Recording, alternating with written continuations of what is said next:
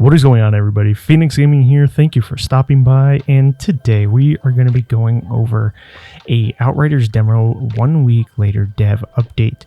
With this, they're going to be adding a new patch to the Outriders demo with some certain fixes, and then we're going to be going over everything in this Reddit post that they posted and just kind of go over it all and get thoughts on what everything is that they're explaining about. So if that sounds good to you, let's go ahead and get started.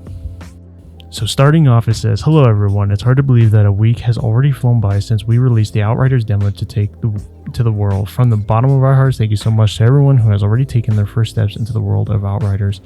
It goes over how many players have been 2 million player downloads, and then to the end, we wanted to share some bundled information about the demo launch week and the plans for the future.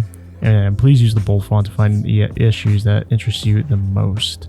So the demo launch week, the story so far, as you will remember, we launched the demo last Thursday. For a few short hours, there were some connectivity issues. They just kind of going over exactly what happened last week, but that they kept everyone updated via the Twitter handle and the status page, which is really good. It was very transparent during that time with all the workaround and issues.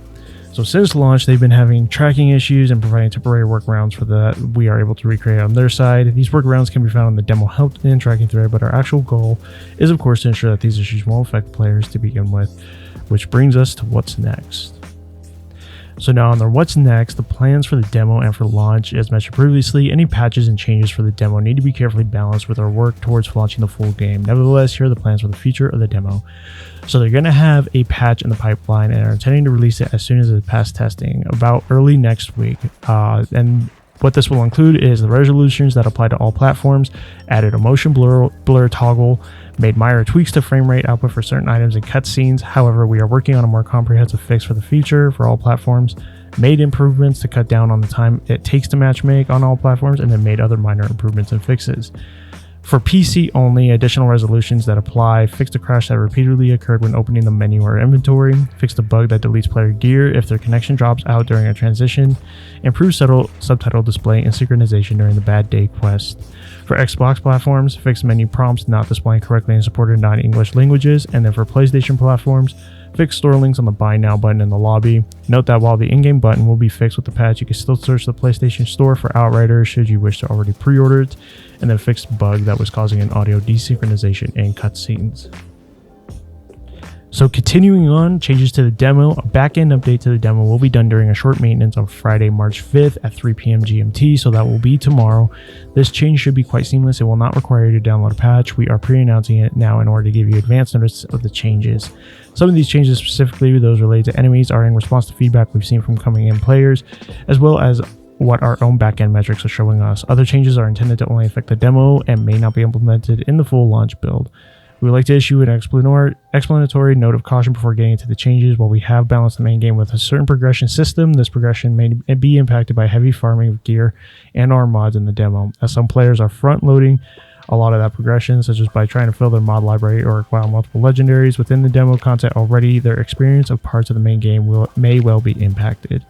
Of course, it's every player's decision how to play the game for themselves, and we do not want to prevent people from farming the demo for gear if they enjoy it. However, we would like to ensure that this process is not overly simplistic, easy, or prone to exploitation. So what this is pretty much saying is that even though we are farming for certain gear within the Outriders demo right now and the legendaries, that they're going to become null when the main game launches, because the progression system that they currently have in place with the main game rather than the demo is going to be affected by what you do bring forward. That's not to say the gear that you acquire now is not going to be beneficial, but it's also not going to be like pertinent that you farm the demo. The demo is just to give you a taste of what to expect, but at the same time, there's going to be a lot more to the main game which needs to be brought out to the light and not to really focus on.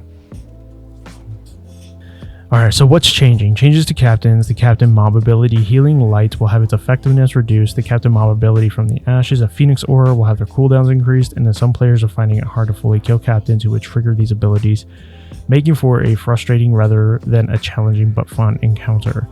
That's a good thing to the changes of the captains, especially when you are running with an under-leveled character through the first playthrough, because they did keep spawning or spamming their skills, which you also had to find a way to, get them down to a certain health and then completely DPS them and eliminate them before they could, do their From the Ashes or their Healing Light abilities.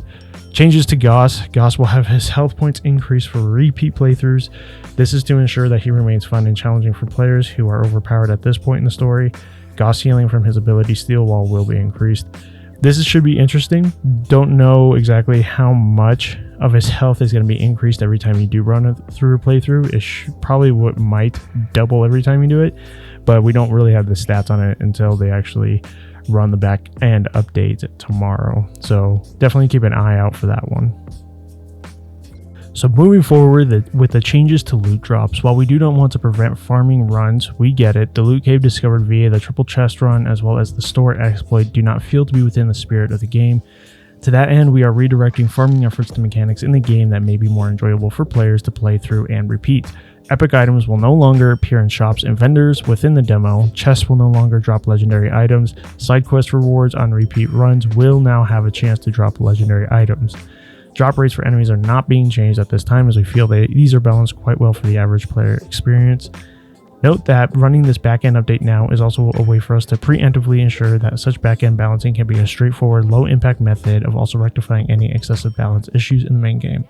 So with the changes to loot drops, I think it's very good that they're doing this. Having to run the exploit of fast forwarding through time in order to get the epics to actually proc through the vendors is actually a really good idea. So there's no longer going to be any epic items in the store, so you're just gonna have to wait till the full game to actually get that out.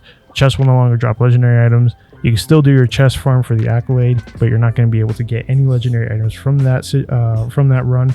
But redoing the side quests and redoing the captain are going to be your best bet. So the payback mission and the captain with the Terra Infirma is probably going to be your best bet for acquiring legendaries. So in other notes and things that they're addressing the camera shake during cutscenes and dialogues. They can't really fix it for the demo, but they are going to be fixing it for the main game. Removing the 30 FPS restriction during the scenes will help reduce the impact of camera movement, and they are also continuing to investigate what can be done. Matchmaking, the upcoming patch could help alleviate some matchmaking issues, but they are keeping a close eye on the situation. The cover system, since the demo launch, we have been paying special attention to all player feedback and have been reading discussions about the cover system in Outriders. While this is not something that we will be able to fix within the demo at this time, the main game will not only include a slew of bug fixes for many cover locations, but it will also address and fix a handful of systemic issues that are currently affecting the cover mechanic on a global level.